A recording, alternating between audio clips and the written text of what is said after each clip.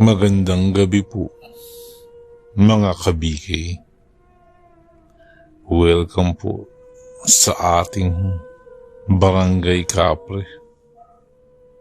Ako po muli, si Boy Kapre. At isa na naman pong kwento na mula sa tunay na pangyayari ang ating ibabahagi. Simulan natin. Tandang-tanda ko pa nun. Sobrang lakas ng ulan. Pati na rin ang hangin. Akala ko talaga nun, mawawasak na ng bagyo ang aming simpleng kubo na malapit sa gulod. Mahirap lang ang ngunit sa kabutihang palad, hindi naman nawasak ang aming bahay. Pero ang bubungan namin ay hindi nakaligtas. Ako nga po pala si Lauro. Taong 1960. Sa probinsya ng Aklan. Sa liblib na nayon nakapagsimula ng simpleng pamumuhay ang aming pamilya. Na si Itay Ot, si Lolo Anasandro, at ang aking bunsong kapatid na si Marol. Nang naranasan namin ang hagupit ng bagyo, hinagupit rin kami ng kahirapan. Kahit na alam namin na pwede kaming mahirapan at mapahamak, ay hindi pa rin kami lumikas. Dahil baka masalisan kami ng mga masasamang loob, kaya hinintay na lamang namin na humupa ang bagyo. Nung matapos ang bagyo, ay hindi namin lubos maisip kung paano kami makakabangon at magsisimulang muli. Pero ang sabi ni Itay, maghahanap siya ng paraan para muli kaming makabangon sa sakunang iyon. Nilalamig at halos walang laman ang sikmura namin nang makalabas kami sa aming kubo. Ang sabi ni Lolo nun, nakunin na namin ang kapatid kong bunso ang kape na tinimpla niya at yung kamuting kahoy na niluto niya sa maliit na takuring butas ang takip. Nakalaunay nalaman namin na iyon na lamang pala ang huling pagkain namin para sa araw na yun. Mga apo, mag-ingat kayo sa baling puno ha. Baka malaglagan kayo niyan. Mabalian kayo ng buto. Opo lo. Nandito naman po si tatay. Nakabantay naman po sa amin ni Marol. Sa usapan namin na yun ni Lolo, nabanggit ko si Itay. Dahil doon siya nagwawalis. At naglilinis ng mga kalat. Dala ng bagyo. Habang nagwawalis, napatingin naman ako kay Tay.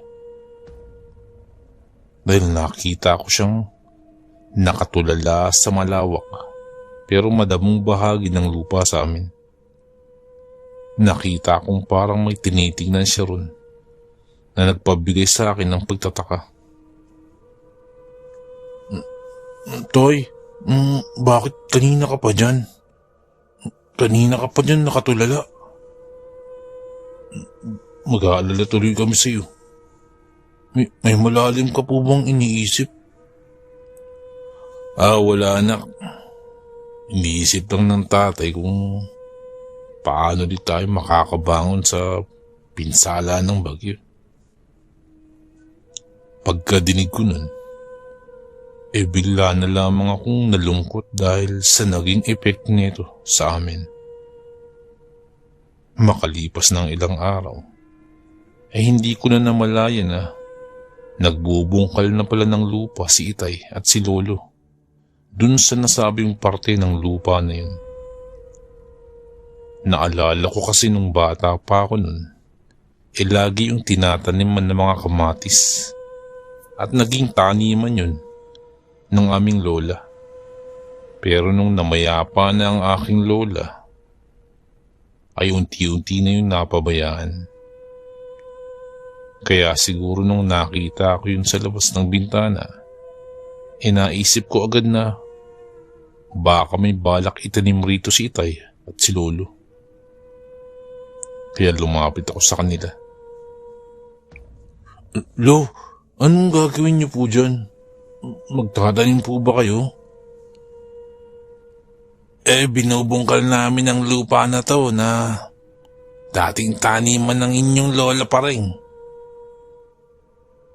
Tataniman namin to ng balinghoy. Dati kasi tinataniman ito ng lola pa rin mo. Sayang naman at nakatiwangwang lang ang lupa. Sagot ni Lolo. Ang balinghoy po ay ang kamuting kahoy sa aming probinsya. Oo anak, para may pagkain tayo.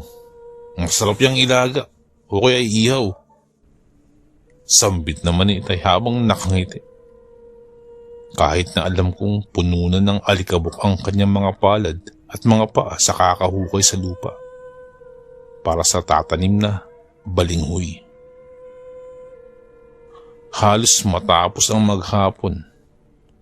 Nang matapos ng magtanim at magbungkal sina Lolo at Itay. Pawis na pawis sila nun at halatang pagod. Hinandaan naman namin ni Marol sila ng makakain, gagaya ng kape. At binigyan din sila Lolo at Itay ng tinapay na mula sa bayan. Kahit sa ganun paraan lamang, mapasalamatan namin sila sa kanilang paghihirap para kami makakain.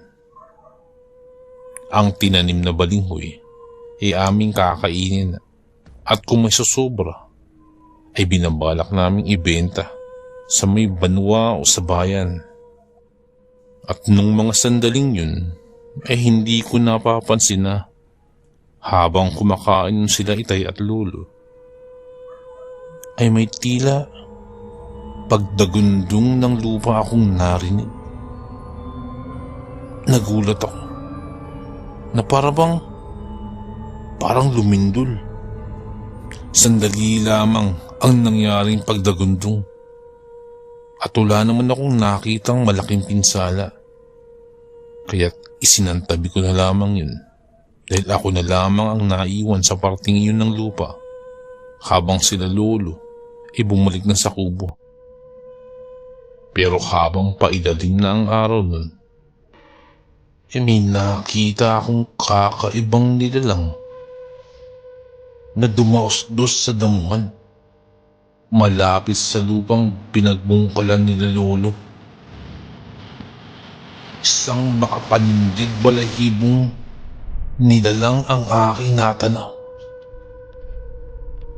Para itong aso na kung saan ay may mga matatalim na buto sa likod nito na hindi ko mawari kung kalahating tao o kalahating aso. Pagkakita ko nun ay agad ako nagtatatakbo sa takot. Kumaripas ako ng takbo. Pagkadating ko sa bahay ay sinabi ko agad yun kina Lolo at Itay. Di kalaunan nung gabi din yun ay nilagnat ako. Halos magkumbulsyon ako sa taas ng aking lagnat. Tandang-tanda ko pa na may inilagay sa aking damit na nakapardible na nakalagay sa pulang tela.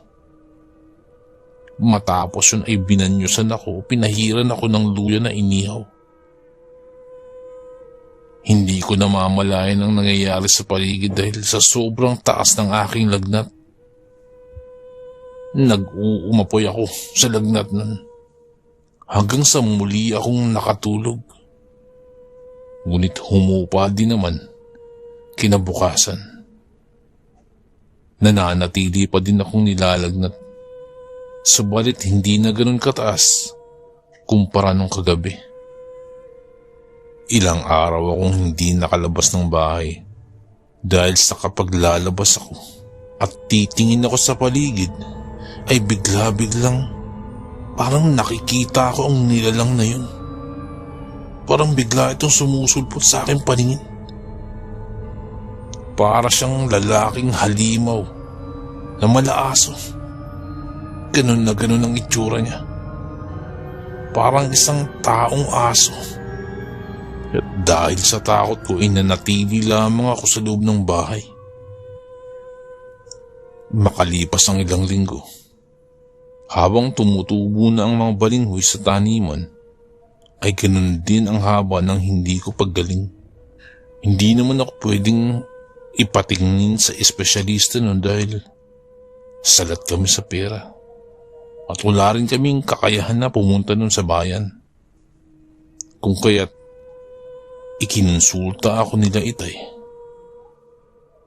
sa magtatawas kong tiyo na si Tiyo Sereniano. May nalalaman si Tiyo sa mga ganitong bagay. Si Tiyo ay may negosyo rin. Siya ay nag-aalaga ng baboy. Ang mga alagang biik niya ay ibinibenta sa bayan. Pero ang talagang trabaho niya sa kanyang buhay ay ang tulungan ng mga may sakit at may mga karamdaman para maibsan at mapagaling sila gamit ang kanyang nalalaman. Pagkadating sa bahay nila Tiyo Sereniano, agad akong tiningnan nito at kaagad nagsagawa ng pagtatawas. Matapos ang ginawa niyang ritual, saka ito tumingin sa amin. Isang aswang.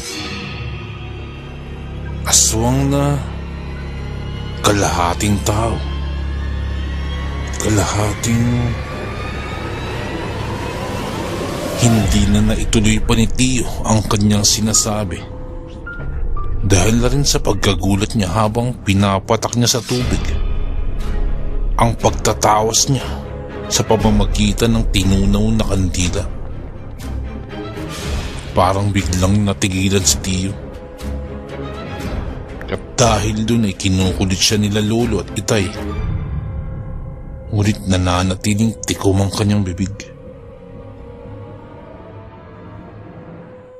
Matapos yun ay muling dumagundong ng kidlat na parang sumabog sa balinghuyan. Kaya maging ako ay nagulat. Matapos nun ay bigla na lamang bumagsak si Tiyo at nawalan ito ng malay. Biglang hinimatay si Tiyo. Makalipas ang ilang sandali ay nasa ulian din ito at bumalik na ang kanyang malay. Pinagpahinga na muna siya ni Lolo at Itay para ipahinga ang sarili. Kami naman ay umuwi na. Ngunit ang kutob ni Itay nun ay hindi ang kidlat ang tumama sa balinghuyan, kundi ang aswang na nakita ni Tiyo habang nagtatawas. Paglipas nga ng ilang araw, matapos akong matawas, ay medyo naging maayos na ang aking pakiramdam. Tanging pagtingin na lang muna sa labas ng kubo ang aking magagawa.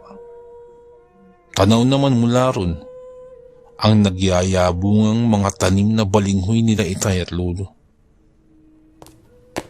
Matapos pa ang ilang araw, napapansin ko na nag-iba ang buong paligid. Parang naging kaakit-akit ang kulay ng mga dahon dun. Muli kong nalaman na baka may isang nilalang na napagdidiskitahan na naman ako. Kung kaya pinigilan kong sarili ko dahil baka kung ano naman ang mangyari sa akin ulit. Sumunod na araw ay pumunta ulit si Tiyo. Paika-ikang pumunta si Tiyo sa bahay upang mangamusta. Napilayan siya nung nawalan siya ng malay. Kinamusta ako ni Tiyo. Kinuusap niya ako sa mga nangyayari sa akin. Maya-maya pa, parang tumingin ito sa paligid. Parang may hinahanap. Maya-maya pa, ay tinanong ni Tio kung nasan sila lolo at itay. Nang malaman na itong wala ito sa bahay, saka ko kinausap ng masinsinan ni Tio. Huwag na huwag ka raw sasabihin kina lolo at itay, dahil sila ang malalagay sa panganib kung sasabihin ito sa kanila. Bakit po, Tio? Ano bang nangyayari sa akin? Ano bang panganib ang nangyayari sa ating pamilya? Naalala mo nung sinabi ko na may isang aswang na kalahating tao at kalahating hindi ko nabanggit na nilalang? Iyon ang panganib, Lauro. Dahil ang pinsan ko, yung tatay mo, at si Tio, na yung lolo, ang nagbigay ng paraan para dumito ang nilalang na yun. Sa pagkakataong yun, hindi muling natuloy ni Tio ang kanyang gustong sabihin. Dahil may isang mabangong amoy ang humalimuyak sa amin. Kasunod naman nun ay ang pagkatok sa pintuan na kaagad namin pinagtakhan. Kaya binuksan ka agad yun ni Tio. Pagkabukas ng pintuan ay isang lalaki ang nakayapo at nakatayo sa harapan sa labas ng pintuan. Nakatayo lamang ito at hindi gumagalaw at hindi rin makapasok sa pintuan ng kubo namin. Katakataka rin ang kanyang wangis dahil sobrang iba ang presensya nito. At dahan-dahan kong nakita sa kanyang kamay ang isang maliit na mangkok na kung saan ay isang kamuting kahoy ang nakalagay doon. Nagulat ako ng pamilyar ang kamuting kahoy na yun.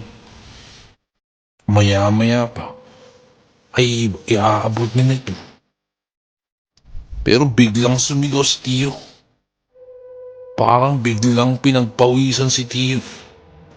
At ang suot nitong pulseras na sa pagkakaalam ko ay mga buto ng hayop parang biglang umusok. Biglang sumigaw si Tio. Huwag kayong tatanggap ng alok ng aswang! Palahaw na sambit ni Tio. At biglang napalayo ang lalaki. Nabitawan na rin niya yung mangkok na may lamang balinghoy.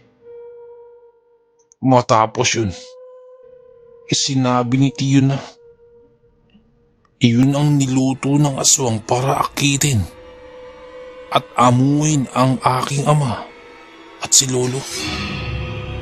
Para bang dahil sa amoy at halimuyak nito napapasunod niya sa layaw ang mga ito. Dun ko ikinagimbal ang lahat. Dahil ang lalaki nagbistulang mabangis na hayop na parang asong lumundag palayo. Kawangis niya ang kalahating aso na nakita ko bago ako magkasakit. Sa kabila ng pagiging paika-ika maglakad ni Tio, ay tinangka niya itong habulin. Bagamat nakalayo agad ang aswang, tanaw pa din naman ito kung saan ito nagtungo. Laking gulat namin na pumunta yun sa balinghuyan. kung saan nagtanim sila itay at si lolo. Sa kabila ng hirap sa paglalakad, ay sinundan pa rin to ng pilit ni Tiyo. Ayon kay Tiyo, ay laking gulat niya na biglang lumaki at lumawak ang balinghoyan. Kamuntikan na nga raw siyang maligaw nun. Pero biglang pumula at umilaw ang pulseras na suot niya. Habang nakatayo sa balinghoyan, ay nakaramdam si Tiyo na parang may gumagalaw at pumapalahaw sa kanyang likuran. Nakikiramdam lamang si Tiyo nang bigla siyang dinumog ng aswang. Pinagkakalmot daw siya nito at inatake ng gusto. Ngunit dahil na rin sa pangontrang dala niya, igahalos at gasgas lamang ang kanyang inawat. At dahil doon ay tumakbo ang aswang. Tila hindi kinaya ang pangontra ni Tiyo. Muli ay nagtangkang sumugod ang aswang kay Tiyo. Ngunit sa pagkakataong ito, ay hindi na makalapit ang aswang. Dahil umuusok at lumiliwanag na ang pulseras na suot nito. Na parang isa na itong anting-anting. Matapos yun ay nagtatakbo ang aswang papalayo. Matapos yun ay dun namin nalaman na may masamang pangitain na pala ang lupain na tinaniman ng balinghoy. Dahil parang may mali daw sa pagtanim nun. At yun ang naamoy ng aswang. Kung kaya't naakit tumira yung aswang sa gitna nun. Bali-balita rin nun na bago ako magkasakit ay parang nag-iba ang ugali ni lolo at nitay. Na parang nawala daw sa sarili ang mga ito. Ang mga biik naman na alaga ni Tiyo Seriano ay biglang nagsisiwalaan din. At ang iba ay natagpuan pang wakwak ang buong katawan. Akala ni Tiyo na kung ano nang aswang ang sumasalakay sa kanya mga big, yun pala, yun ang aswang na nakatira sa balinghoyan.